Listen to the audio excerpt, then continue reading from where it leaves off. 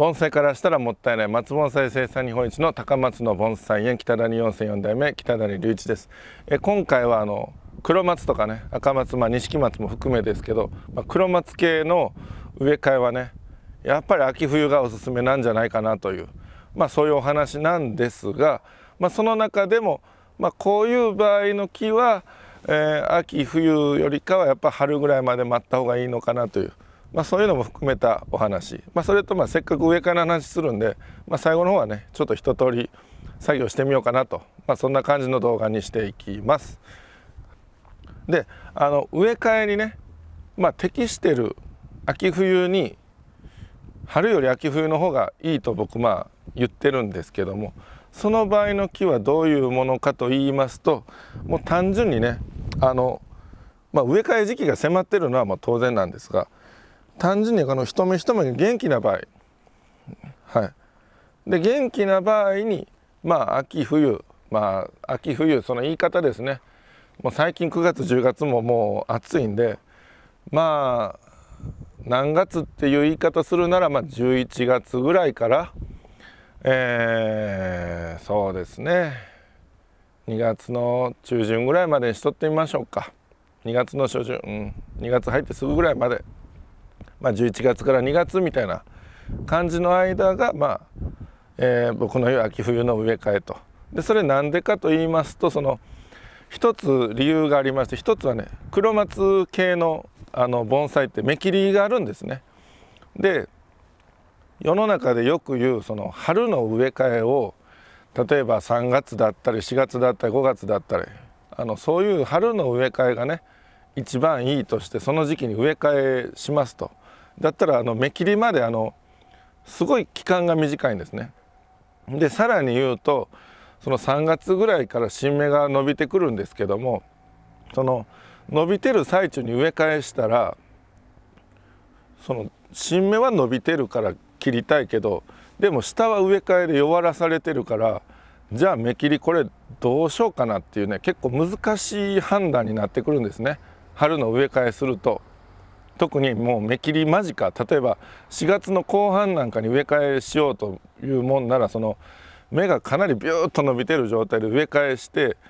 で伸びてるからって切って、でも実際は下が弱いから、その後からその芽が出るのにすごく木が苦しそうみたいになることもあると思うんですね。でそれに対してその11月とか12月1月とかに植え替えしとくと、その木の成長前です。で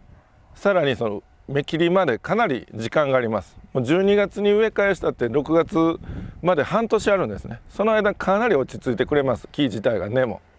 で芽が伸び出すのが大体3月ぐらいからなんで、その芽の伸び方をそのまま芽切りの時判断していいんですね。芽が伸びる前に植え替えしてるから、その後出た芽の伸びはその根のパワーに対しての、その木のパワーに対しての芽の伸びなんで、もう素直に信じていいのかなと。ただ植え替えはしてるから芽切り思ったよりかはちょっと単純に普通だったら6月20日ぐらいにしそうなものを6月10日にするとか、それぐらいはしてもいいかもわからんですね。ちょっと早めにとかね、植え替えしてる分とか。とはいえかなり計算がしやすい、芽の伸びそのまま信じていいからということで、なんで黒松系の植え替えは秋冬、11月から2月ぐらいまでにすると芽切りがしやすい。もうとにかくね今の僕のこの考えはもう芽切り中心の考え方です。で、その秋冬の植え替えおすすめはするんですけども、中にはねやっぱ春植え替えた方がいいなと思う場合もありまして、それがねこちら一瞬見たらね元気そうな芽もいっぱいあるんですけれど、ちょっとこの辺見ていただいて、この辺僕が指で丸か書いてるあたり、この辺ちょっとね小さい芽が多いです。でこういうのはね今植え替えしても枯れることはないと思うんですけど、やっぱりこの小さい芽ということで植え替えして枯れても困るんで、枯れないかもしれないですけど枯れるリスクをわざわざこの小さい子に負わす必要もないので、こういう春にねそうですね、4月ぐらいも入ってしまえばどれぐらい元気かっていうの結構見えてくるんで、見えてくるというか、元気な芽が出てくるので、その芽を元気にしてから植え替えで、なおかつね、この木に関してだけで言うと、他見るとそのびっちりもう芽が密集するぐらいいっぱいある子なんで、その植え替えをしてもその年芽切りしない、そのままもう芽を触らないっていう方法も全然いけると思います。こんだけ芽がいっぱいあると栄養が分散されて芽切りをしなくてもそんな多分ね、芽や葉やいやらしく伸びないと思います。はい、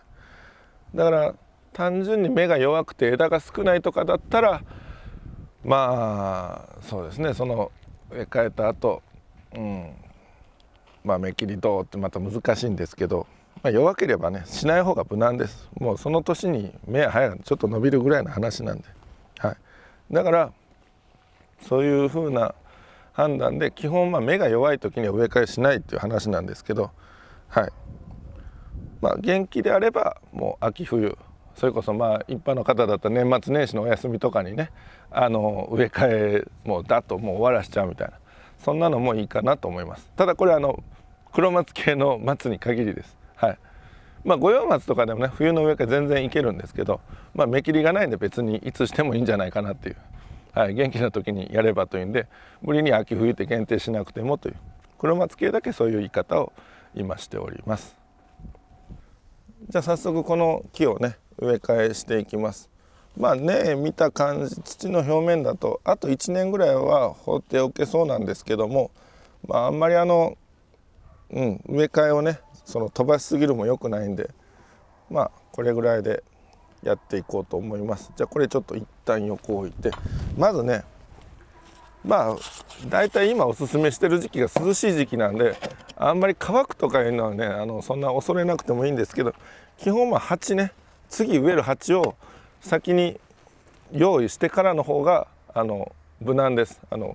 根をねしっかり削り取ってから乾きやすい状態でねこっちやってたらなんか時間がもったいないんで。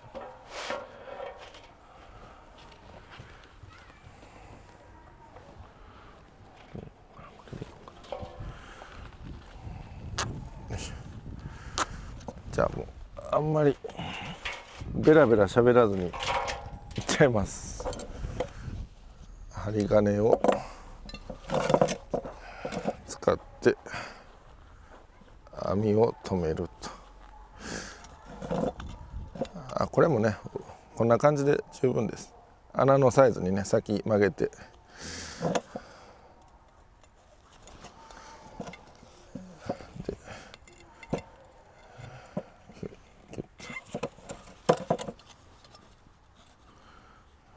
この状態を先に穴のサイズに大体合わせて、これねちょっとひっくり返して裏どうするか、これねしっかり出して引っ張って折る、引っ張って折るだったら頑丈な網になります。で、よいしょ、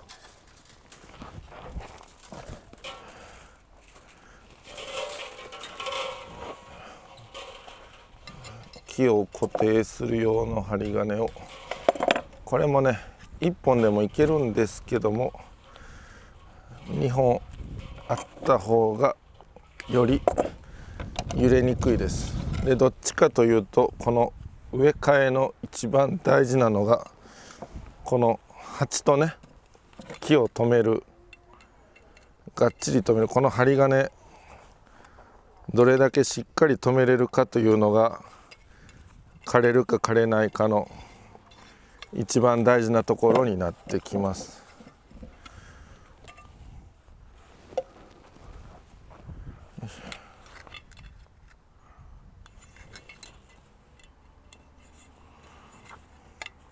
これの位置ちょっとやっぱちょっとちょいちょい言わない、なるべくねこの鉢穴の内側に通してます。この辺、この外側じゃなくて内側ねに通してます。ここね最後締めるんで、外側に入れるとこの網がぐちゃぐちゃってなっちゃうんでね、細かいとこですけどそれも大事です。でこの状態でちょっと置いときます、横にね。これ置いとく。はい、で今度これ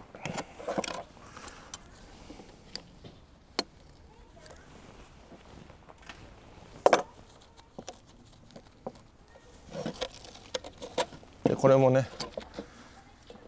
留めてる針金を取れた。こ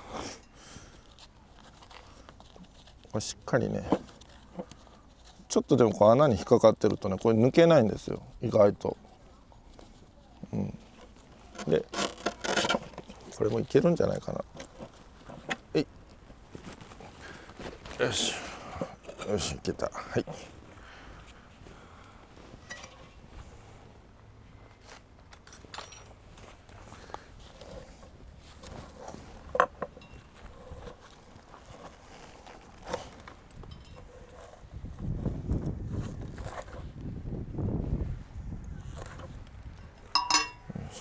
でこれをどれでいこうかな。こんなホームセンターでよくある金槌、結構いきますよ、ガシガシね。これなかなか恐る恐るで皆さんこんなできないと思いますけどね、表面の根がね結構硬いんですよね。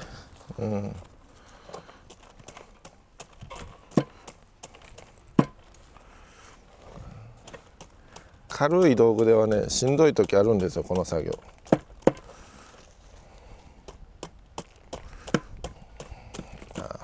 これぐらいになるとやっぱ力強いんで簡単です。なかなかこれ初心者さんこの豪快に削るのは勇気いると思いますね。枯れるんじゃないかって思いますよね、こんな。で大体あららと取ってきたら今度はさすがにねちょっと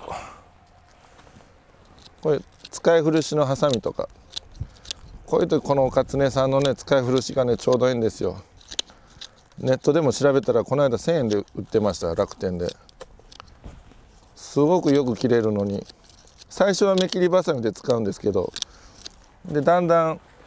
古くなってね、目切りするにはちょっと切りにくいハサミになってきたら今度こう根を切るハサミにね変えさせてもらって、もうちょっといってもいいね。もうちょっといこうか。ちょっとずつ道具をね可愛いのに変えていきます。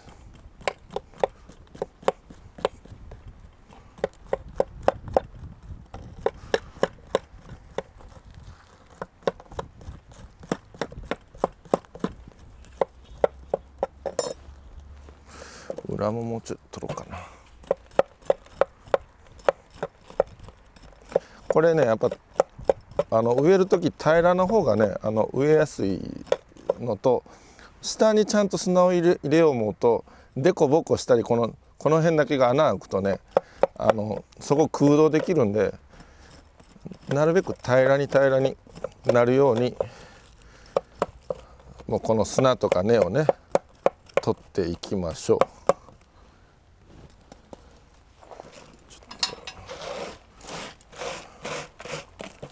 きれいにねこう立つように。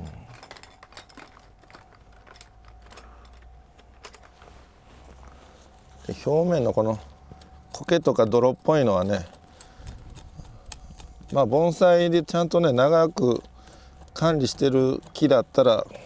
もう泥はほぼいらないですね。まあ芯にまであると泥をね無理やり取ろうとはしなくていいんですけど、まあ表面の上のね苔とか泥っぽいのはなるべく取りましょう。やっぱり水の通りというか、そういうのがやっぱりいい方がいいんで、さーっと抜ける方がいいんですよ。あんまとどまらずにね。もう何でもいいです。この今削る道具はもう。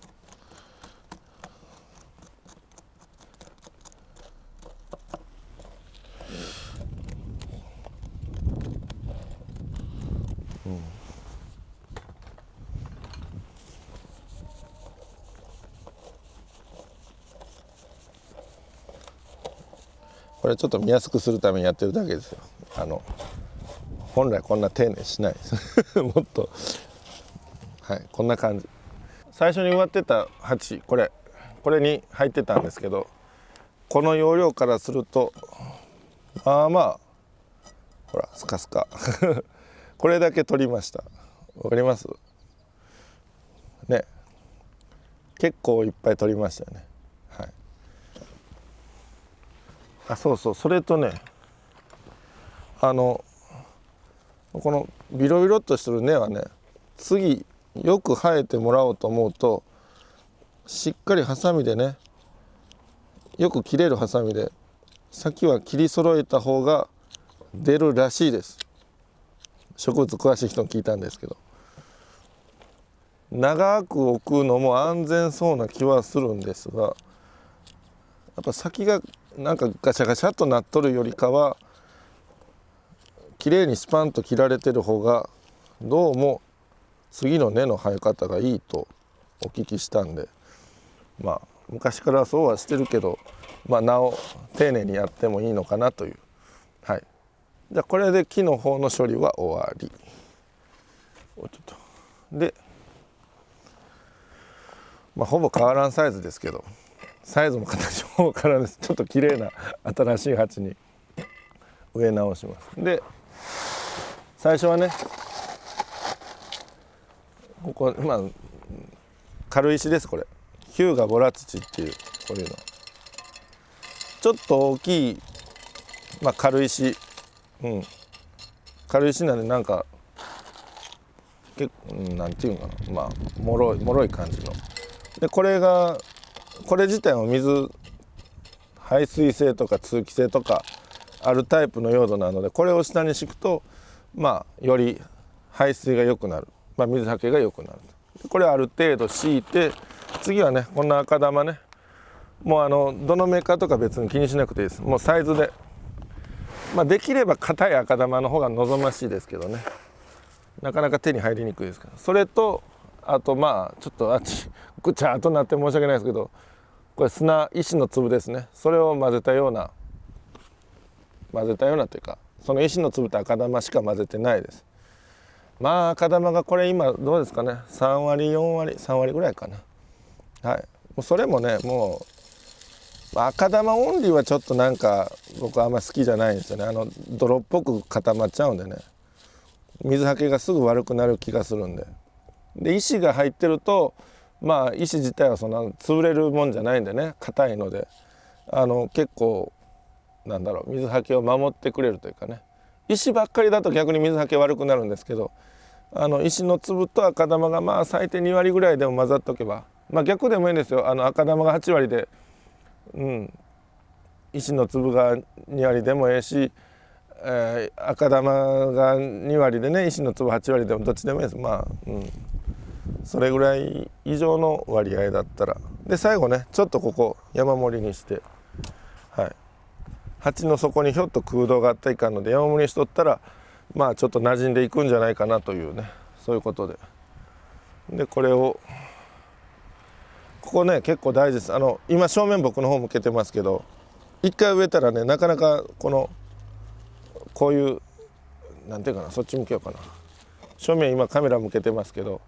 まあこういう向きとかこういう向きとかね、例えばこうとかこうとかこうとかこうとか、これ今決めれるんですね。それをちゃんと今置いてみて、今度僕の方向けます。これ結構ちゃんとしないと後で本当後悔するんで、ちょっと悪い向きで植えてたなとかね、下の山盛りにしてた砂をしっかりそこに押し込んで、こんなもんかな。で横からもこの傾き具合見て、この水平こう見てね、いろんなとこから見て、もうちょっとこうかな。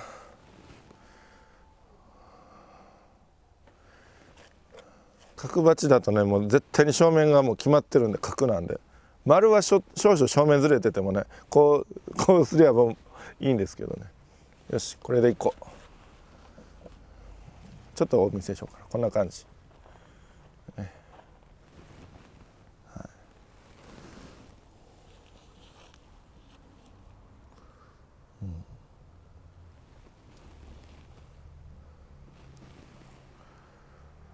と思ったんですが、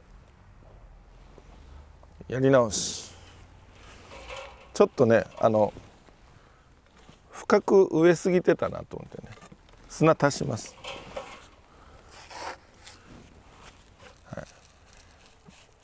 今はねこうやってねやり直し効くんでね、今のうちに細かいとか見とった方がいいですね。こういうタイミングでね、もう針金止めたらもうあとまたややこしいんでね。よし、こんなもんかな。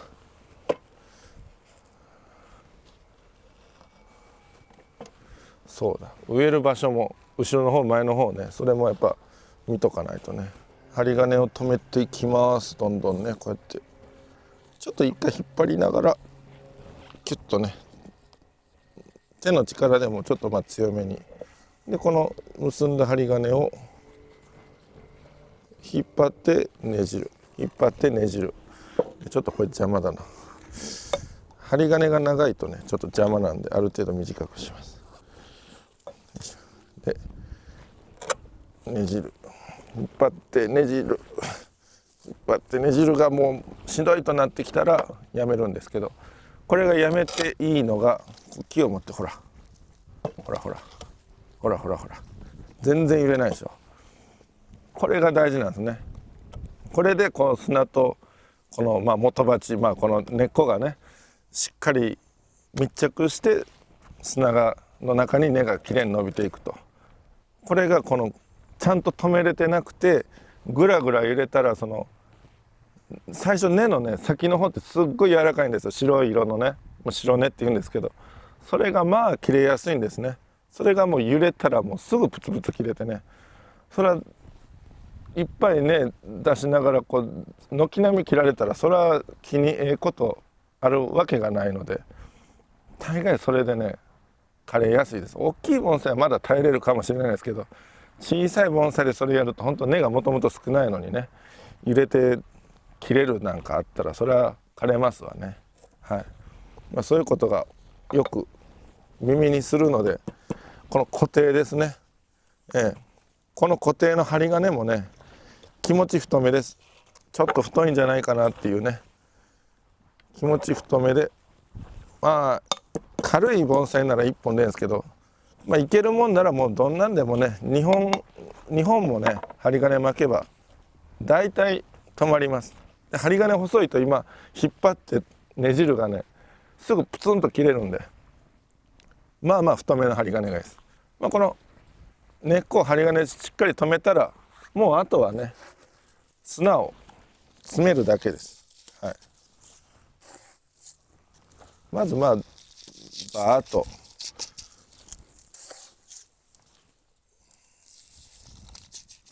適当に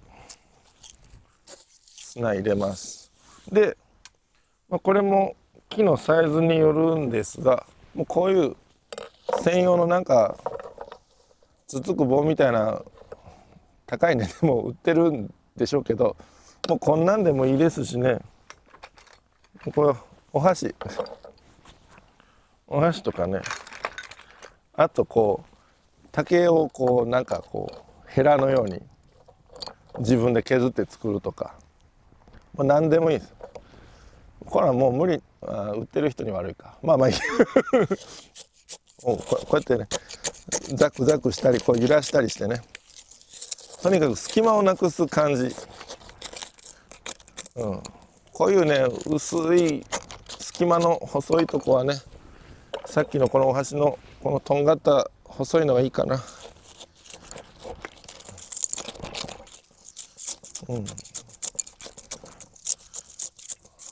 ほら上に乗ってただけの砂がだんだん中の方に入っていきますよ、これね。はい、これ隙間の狭いとこほどね気をつけましょう。こういうことしないと入っていかないです。広いとこはねもう簡単に入りますわね。こっちも今の狭いところ、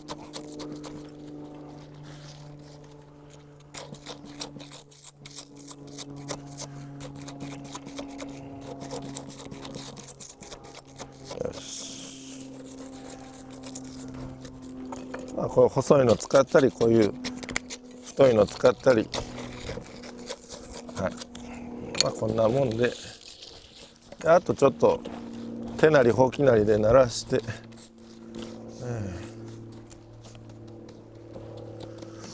植え替えした日ぐらいはちょっと山盛りに砂置きましょうかね。上根がねむき出しになってる場合とかあるんでね、これきれいにならして、よし、はい、完成。これであとこの今入れた砂が泥で汚れてるんでしっかり水で洗い流します。この鉢の中がね今乾いた砂で入ってるんで、水やり、単にもう湿らすだけの水やりじゃなくて、ちゃんとこの泥汚れを取りましょう。結局水はけがいい方が木にとってすごくいいことなので、これ泥みたいなのが下に溜まったりすると、水はけの面で多少邪魔になってくるんで、しっかり抜けんかったからってすぐ枯れるとかそんなんじゃないですけど、気持ち的にきれいにできるのはきれいに、しときましょう。より良いことをしていった方がいいということで、秋冬の植え替えというね今回動画撮ったんですが、